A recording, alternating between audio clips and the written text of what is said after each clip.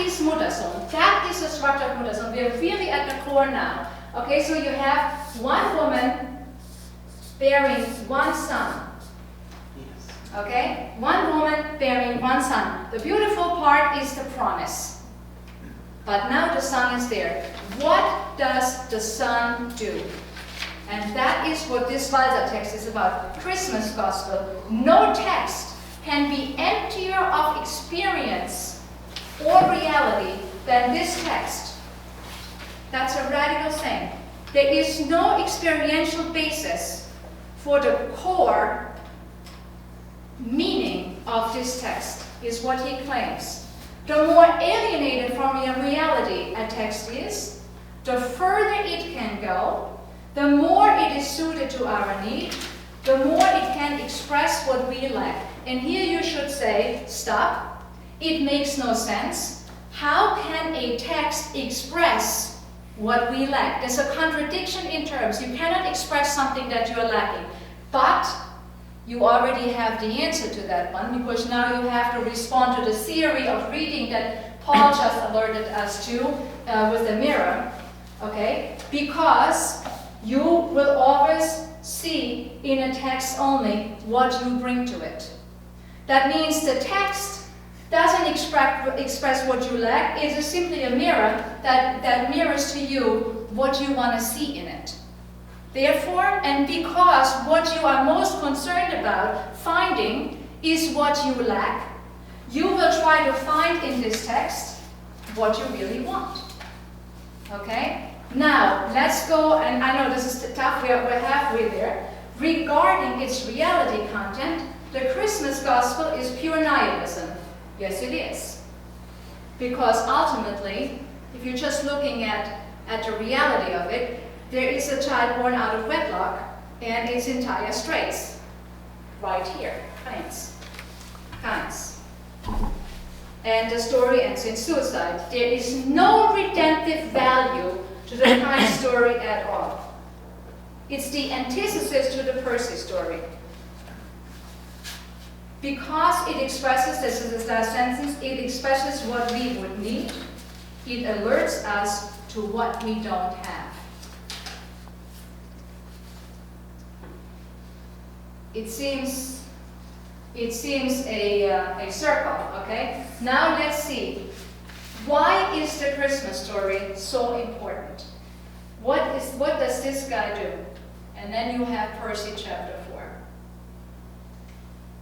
What is the function of this kid? It brings redemption. Redemption. And how? Redemption. And what does this redemption mean? How does he do it? You have to now return to what I just said about Sermon 4. It's in Sermon 4. This is the text of the last two sermons. He takes the pain upon himself. That's right. He accepts the pain, and not just that. He dies. He dies for you.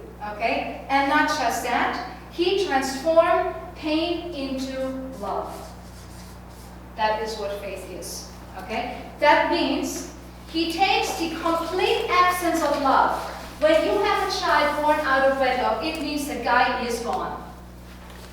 And that is very tough for any woman to accept, because it is nonsensical to say a man was not necessary for conception. Yes, he was, in a physical sense, but not in a metaphysical sense. You have this child, and this child now, because it realizes that what is absolutely necessary in life is to have love, okay, compensates the absence of love by saying, okay, I'm going to have to transcend that, and I am to go not to have to love one person, but I'm going to have to love everybody.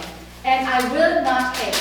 Ich verneine die Verneinung is what Percy ultimately says. I negate negativity because I have to. It is the only way in which I can make sense of my mother's pain.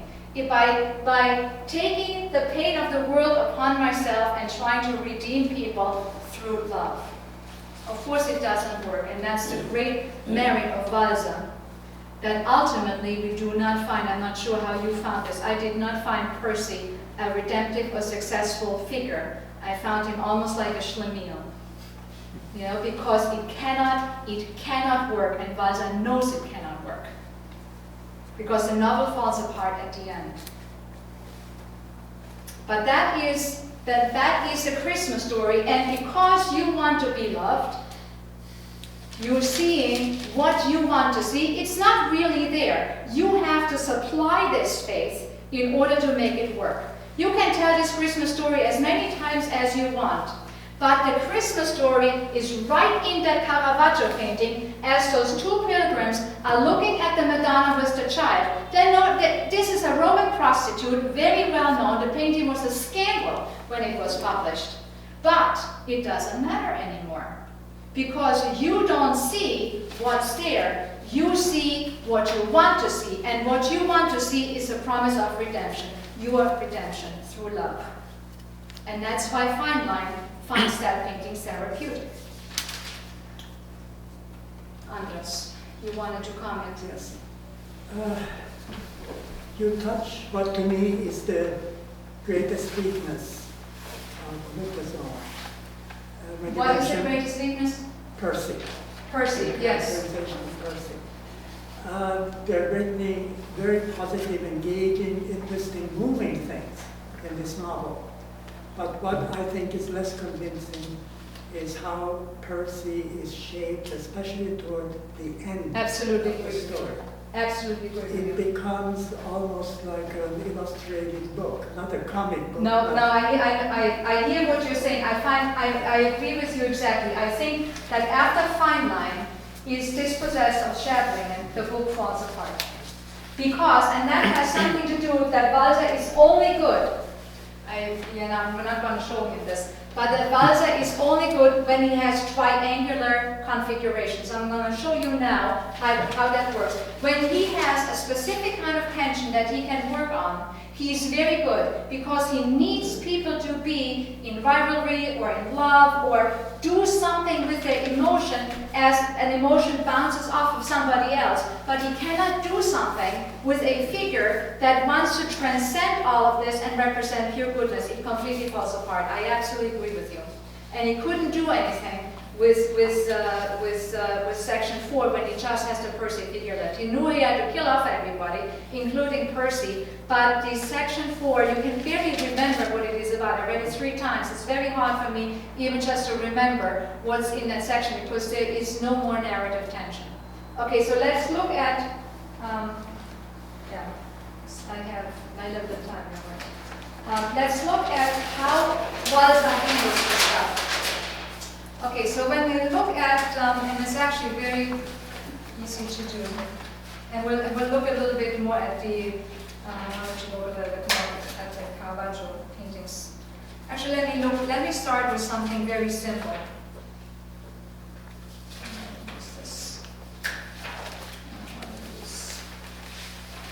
I want to use this. When you have, and this goes back to the poem, and I will look at the sequence of the chapters and how he uses triangles in a second. When you are, think of Conrad, our first section in Meine Jenseits, and there is this scene where Conrad is talking to a fish. Did we look at that one already? It is your classic Walser. Here you have Conrad, and he's talking to a fish. Okay, it says, es gab nur einzelne, this is like on page 2 or something. Es gab nur einzelne Fische im Eschbach. And it says, this when he goes a little daffy. And also think about how many solitary figures you get. And you have Conrad talking to a fish. And you stand here, and you look at Conrad, and you look at the fish. And then comes the sentence, and this is how good he is, man geht doch nicht hin, wenn einer mit einem Fisch spricht. You don't go when someone's talking to a fish. You don't go. Okay, you're a fish. Christians to the front. You're a fish.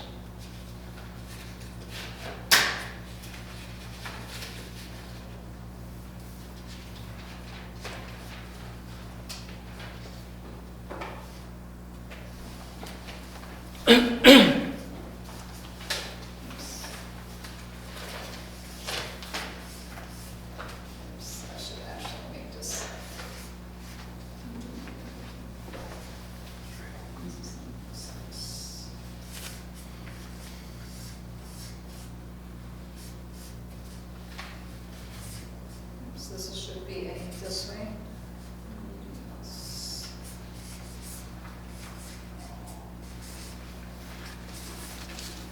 Jesus Christus Theo Ios Soter. Jesus Christ, Son of God, Savior. Okay, Christus. So you have your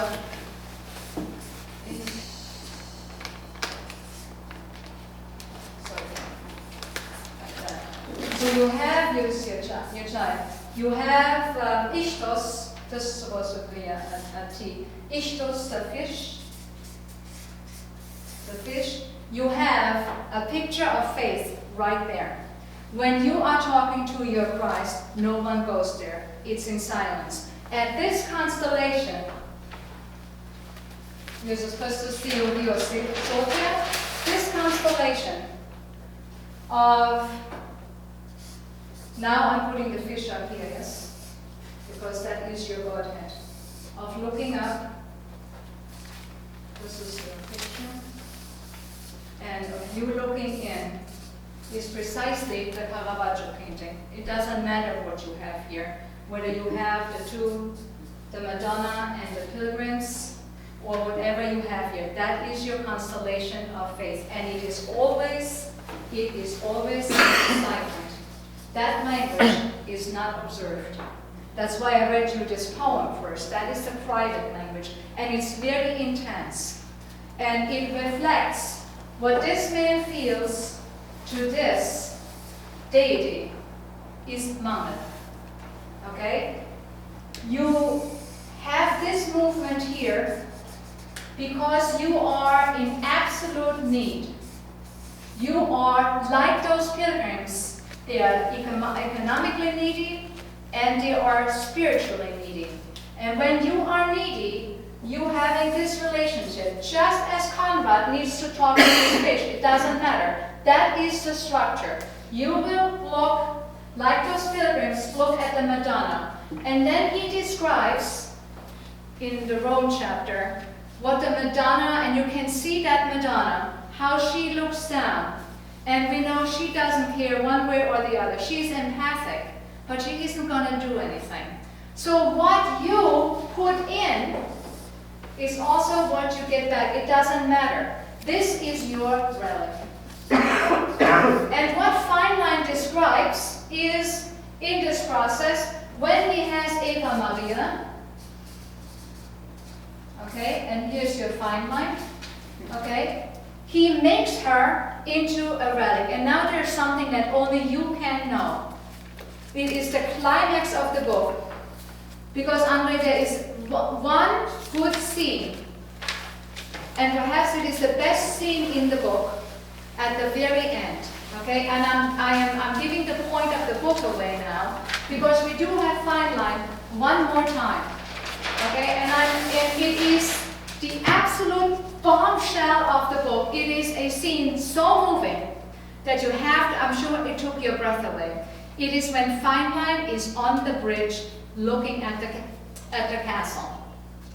Okay, so at the very end of the book, you know that everybody leaves Scherblingen, and all the important characters are leaving Scherblingen because Feinlein is being put in a loony bin there in the closed ward after he stole the relic. And he stole the relic because he wanted to make a point.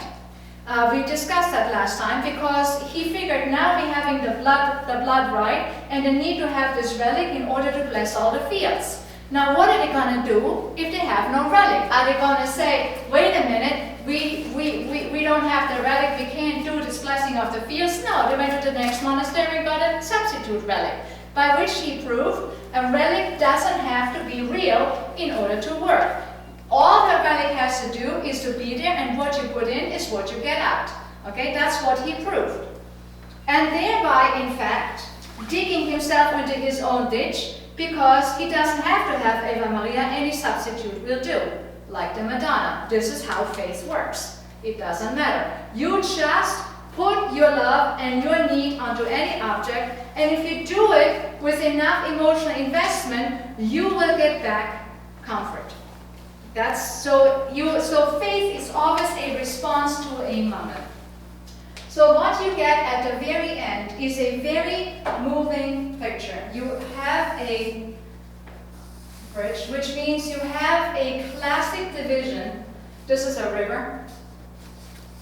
This is a river. And there's a bridge over the river.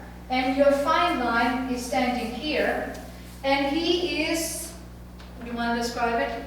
He's painted himself, or he had Massimo paint him all silver. Yep, And, he's silver. He's made a cutout of sort of plywood, I guess, of his own head.